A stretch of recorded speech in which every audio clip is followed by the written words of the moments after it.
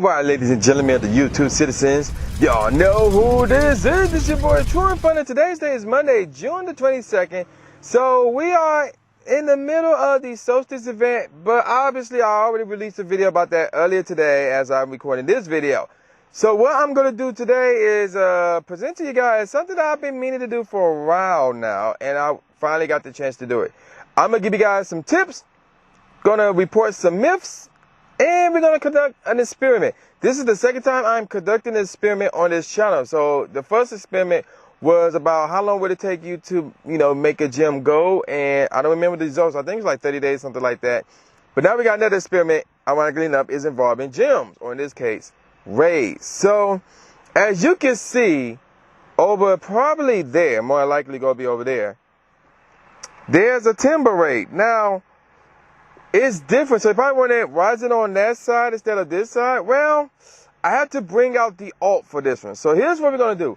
I'm going to conduct 3 experiments because I'm not sure you guys notice this when you join or start a public raid, but on the top right corner, there's a passcode. Why is that there for a public raid? I have no clue. So it got me thinking, and I've been thinking about this for a while now. So I'm going to put this to the test. So we're going to conduct 3 experiments. The first experiment, I'm about to join in on my alt account, the old alt account that is. And there it is. Now on the top right, look at that. There's the group code. And it's Pikachu, Pikachu, Pikachu. So now, as you can see over there, that's my main. Now what I'm about to do is I'm going to click on private and see if I can join that same lobby, if that will work or not. So let's see what happens. And look at that. It worked. So remember, my alt started this lobby as a public, and then my main joined in privately. So I'm about to back out on both accounts now. So now, here's what I'm going to do. I'm going to restart the lobby on my alt, and this time on my main, I'm not going to jump in right away. Let's see what the passcode is. Again, it's Pikachu, Pikachu, Pikachu. So now this is the second test. So we're going to rate the whole 2 minutes and see, even though the raid started already, can I still join this lobby or not? So we got to rate another 97 seconds before we can find out. So yeah, give me a second. All right, 3 seconds, 2 seconds, 1 second, and there we go. So now we're going to open a private group on my main, and we're going to type in that same group code, Pikachu, Pikachu, Pikachu. Let's see if it works. Oh, look at that. We can't join. So let me try that again. So we can't join. Okay, so there you go. So that probably made the third test a bit easier to figure out. So here is the third and final test involving this raid. So this last test involved me joining a public group after it started. Now this is a private group. This is completely private right here. And ironically enough, the same group code is still Pikachu, Pikachu, Pikachu. So I'm waiting for the countdown to hit 0. And then on my main, we're going to see if we can join. So it's now starting. I'm going to wait till it says go. And then we are going to see if my main can join. And yeah, there it is. Nope, we can't join raid. So there you go. All right. So basically, what we learned is this. If, a public group or obviously a private group is, active and the group code for it, you can join it. So there's that. So how useful could that be? Okay, I could probably see that being useful in probably one way. If there's a bunch of people or a bunch of people with a bunch of accounts at one gym and everybody jumping in and everybody leaving raids and joining the other raid, whatever the case may be, blah, blah, blah. So let's say you got the first raid group, they in there and they got a full 20. You got a second raid group and let's say they got 13.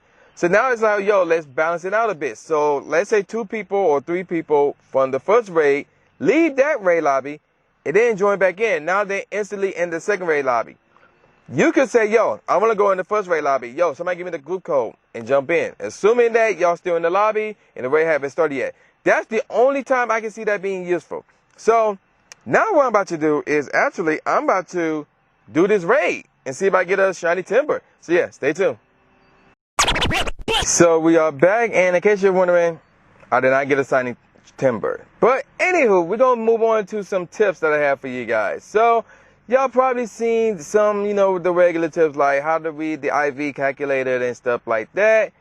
Now here's a tip that I actually covered on the channel once before, but I had no problem doing it again. And I don't think a lot of people know about it, because not a lot of people speak about this.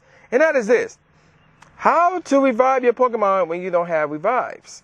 I mean, it happens. Like, the game can be stingy with those max revives, and with those regular revives, and with the max potions, and, to some degree.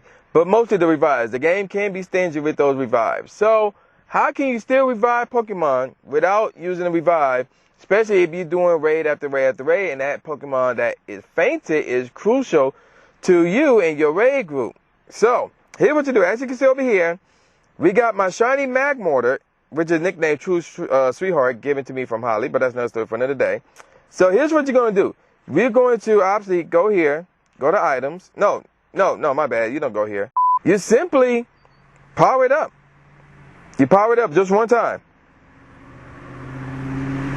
And look at that. It got a +1 in HP, and now it's no longer fainted. It's got 1 health point left. So now you can use a potion and revive it that way. It's that simple. Now, I will be honest with you guys. In some of the cases, like the higher the CP the Pokemon is, you may have to do this twice for that same Pokemon. So it may not work the first time. You have to do it the second time.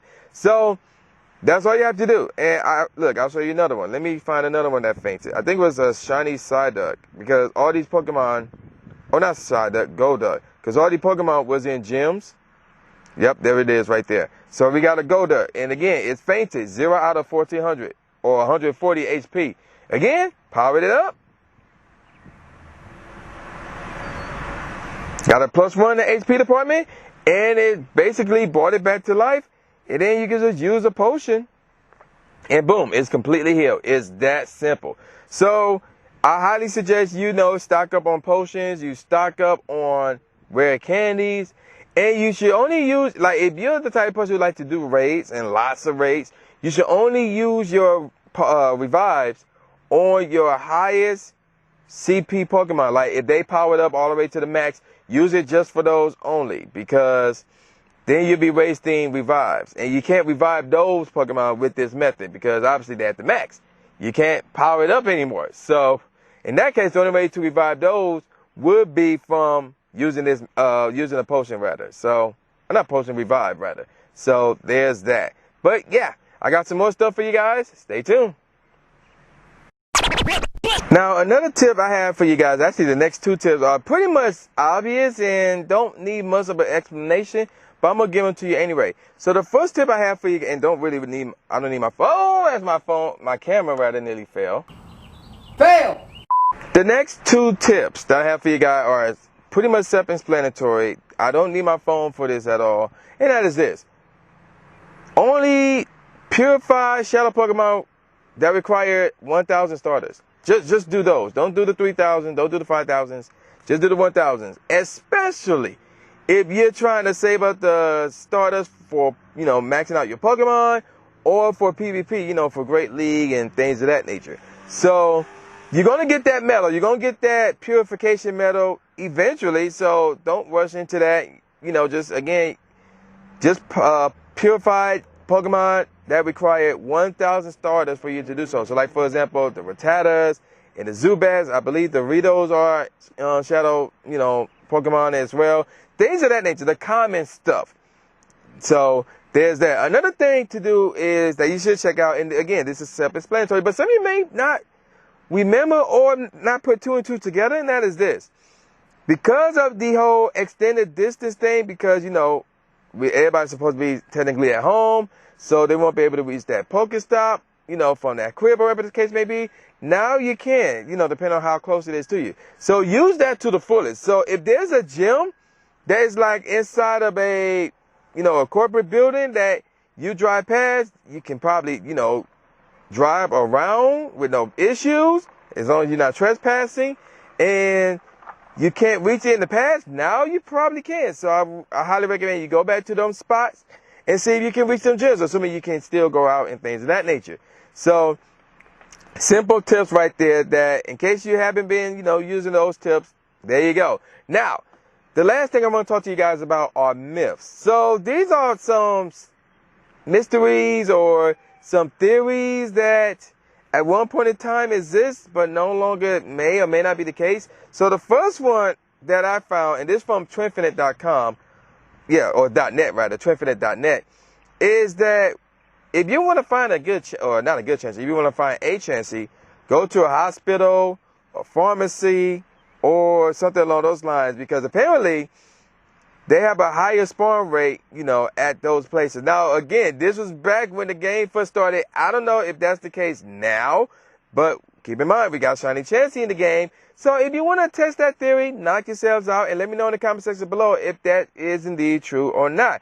So I don't know how much of a higher rate that they would be spawning at these places. So again, clinics, hospitals, pharmacies, things of that nature, since Chansey is the nurse Pokemon. I'm assuming they're calling it the nurse Pokemon, but that's what I'm calling it. So knock yourselves out if you want to try that. Try that out, especially if you're trying to get a Shiny Chansey. Try it out, see if that works for you. Now, another myth that was reported in the past involves Charmander, actually. So here's the deal with Charmander. So if you were to, oh gosh, fail.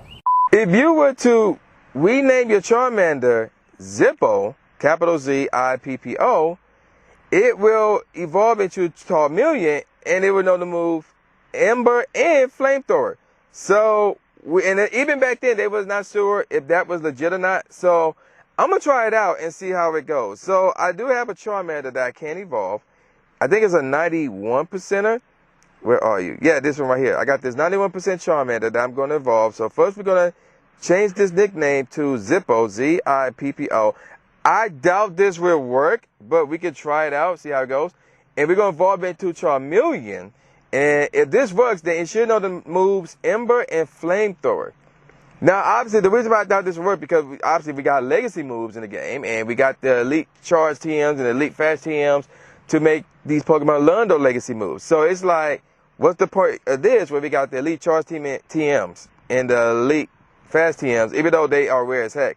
So, looking at this, we got Fire Fang and Fire Punch. So, no, that myth, we can completely just end that myth right there. Nip that in the butt. So, there's that. Now, there's one more myth, and this one was a mystery. Nobody could understand this one. And again, this was like back in the day. We talking the first month when the game first came out. So, the first 2 months, whatever the case may be.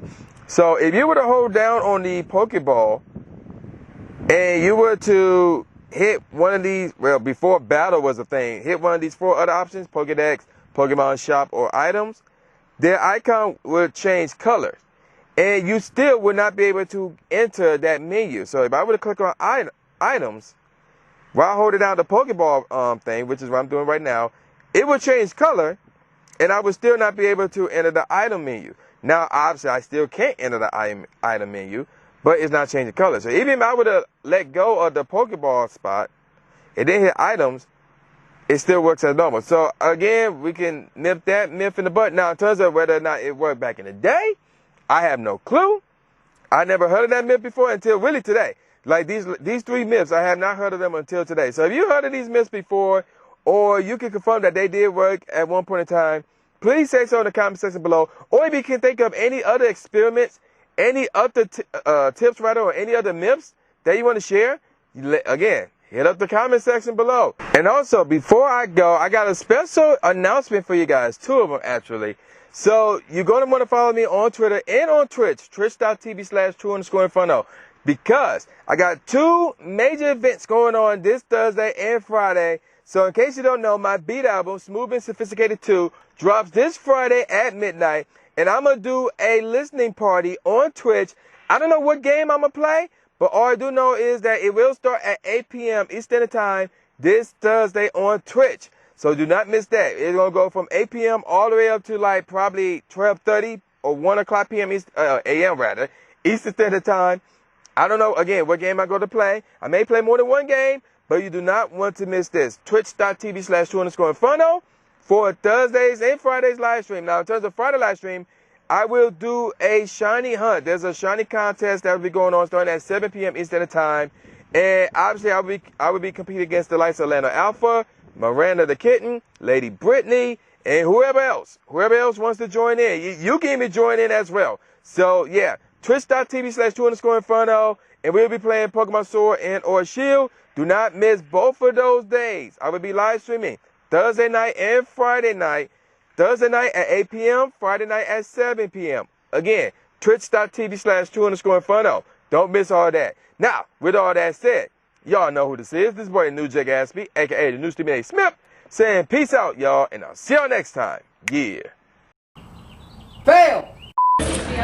Subscribe. Thanks, man. Do it.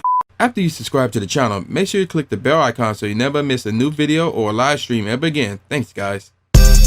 Blue is the trainer, articulating pain. With my tongue, I done things that people said I can't. Now they rank 'em with the elite, but it's for the people, and victory is part of defeat. Cause when you get back on your feet, then you try again. Learn from mistakes, show 'em that I got what it takes, and I'm dying to win. I'ma hit and move away.